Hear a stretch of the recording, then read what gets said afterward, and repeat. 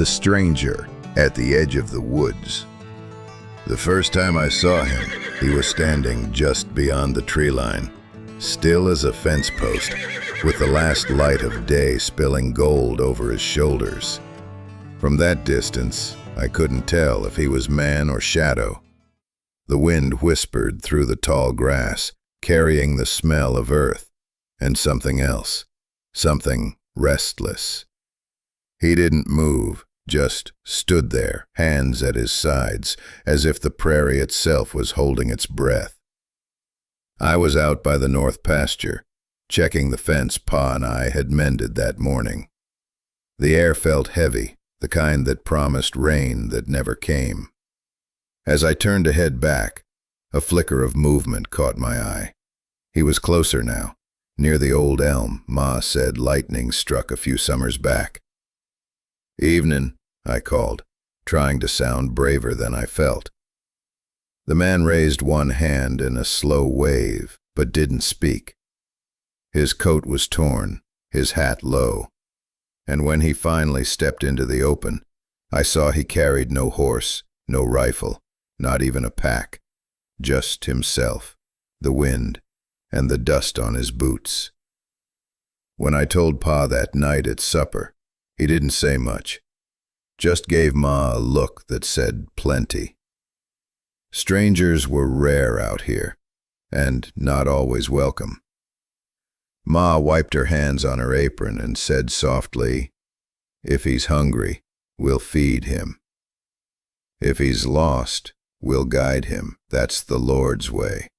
Pa grunted, "That's also how good folks end up robbed."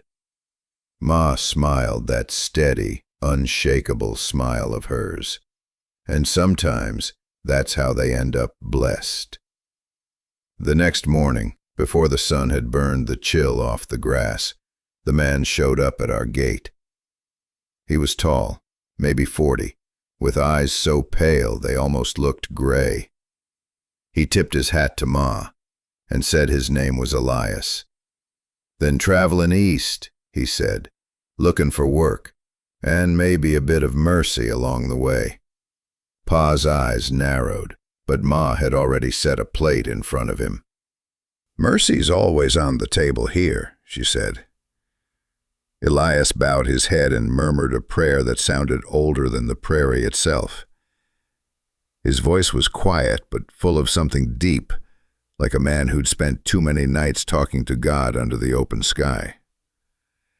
As he ate, I noticed the scars on his hands. Not small ones like Pa got from wire or tools. These were jagged, dark lines that told of harder stories. I wanted to ask where he came from, but when I tried, he just said, "Far enough that I'm still trying to forget." That night, Ma offered him the barn to sleep in. Pa grumbled, "Barns for horses, not drifters." But he didn't argue. Something about Elias's quiet way seemed to hold Pa's temper still. The days that followed settled into rhythm. Elias woke early, before even the roosters. He worked without needing to be told what to do, cutting firewood, hauling water, patching fences, mending hinges that had creaked for years. When Ma thanked him, he only nodded and said, "Idle hands don't rest easy." I watched him closely. He never complained, never raised his voice. But there was something heavy about the way he moved, like every step carried a weight that wouldn't lift. Sometimes at dusk I'd see him out by the old elm again. The wind would play through his hair and he'd stare west, lips moving like he was whispering a name to the horizon. Once I asked, "You got someone out there waiting for you?" He smiled faintly, not turning his head. "Maybe. Or maybe I'm just trying to find the man I used to be." A few nights later, a chill crept into the air. The moon was thin, the stars pale.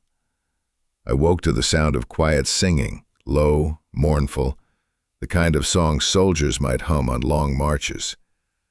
I crept to the window and saw Elias sitting by the barn fire, the glow flickering against his face. The next morning I told Ma what I'd seen. she said softly. Some folks got ghosts that don't let 'em sleep.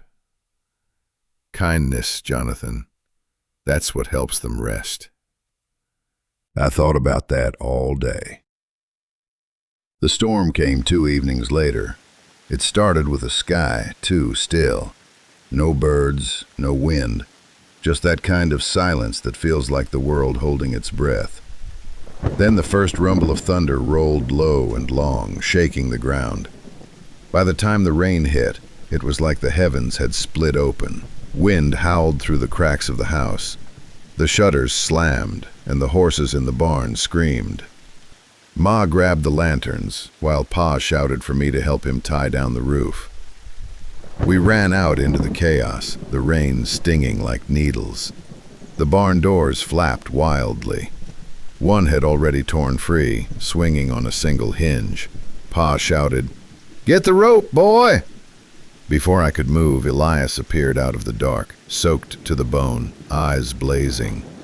He grabbed the rope, wrapping it around his arms and pulling with everything he had. The storm was alive, screaming, tearing, testing every nail, every prayer we ever said. Lightning cracked across the field, so bright it blinded me. For a second, I thought the whole prairie had caught fire. Then, Ma's scream. We turned toward the house. A tree branch had shattered the kitchen window. Pa broke into a run, but before he reached the porch, a sheet of tin roofing ripped loose from the barn and spun toward him like a blade. Elias saw it first. Without a thought, he lunged, shoving Pa down. The metal struck him across the back with a sound I'll never forget. He fell, his body hitting the mud with a heavy thud. We dragged him inside. Ma pressed rags to his wound, whispering prayers through tears. The rain kept coming, pouring through the broken window, washing over the floor like the whole world was crying with her. Elias's eyes fluttered open once. "Ain't the first storm I've been through," he murmured. Pa knelt beside him. "You saved my life, Elias." Elias shook his head weakly. "No debt owed. Just a man, paying back what he lost long ago." He looked toward the elm tree outside, rain dripping through the broken pane, and smiled faintly. "I think I see him now, my boy." He passed before dawn. We buried him that afternoon beneath the old elm, the storm clouds drifting apart, sunlight pushing through in soft, forgiving streaks.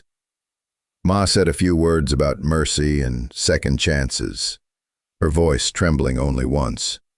Pa stood silent, hat in hand, staring at the grave like he was seeing something deep in himself he hadn't faced before. I placed one of my carved toy horses on the mound of fresh earth. "For your boy," I whispered. Weeks passed. The prairie healed itself, grass rising again where the storm had beaten it flat, fences standing tall, skies clearing blue and wide. But something stayed different at our place. Pa worked slower, more thoughtful. He prayed out loud at supper now, something he hadn't done in a long while. And sometimes I'd see him glance toward the tree line at dusk, like he half expected to see a tall figure there, still as a fence post, watching over us. Then one evening, I went down to the elm tree myself. The wind was soft, carrying the smell of sage and soil. On the bark, I saw something that hadn't been there before. 3 rough words, carved deep and uneven, but clear as a whisper. "Thank you, son." I ran my fingers over them and felt something warm spread in my chest. Not fear, not sadness, but peace. Sometimes now, when the wind moves through the trees just right, I hear him again. Not in words, but in feeling. A reminder that grace sometimes wears a weary face and carries scars we'll never understand. And I remember what Ma said that first night he came to our gate. Sometimes when you open your door to a stranger, you're really opening it to grace. If you enjoyed this story, don't forget to like this video, subscribe for more, and share it with someone who needs a reminder that redemption can walk in from the edge of the woods when you least expect it. And if you haven't yet heard one of our other prairie stories, like the time Pa Dawson fought the flood and the storm and refused to give up when all hope was gone, check out The Day Pa Defied the Flood. It's one of our most powerful tales about faith, courage, and the kind of love that holds a family together even when the river tries to tear it apart. Next time, I'll tell you about The Lost Calf and the Wolf Moon, a story of how a single cry in the night led me deep into the wilderness, face to face with what I feared most. It's a tale of courage, instinct, and the bond between a boy, his pa, and the prairie itself. But that's a story for another fire.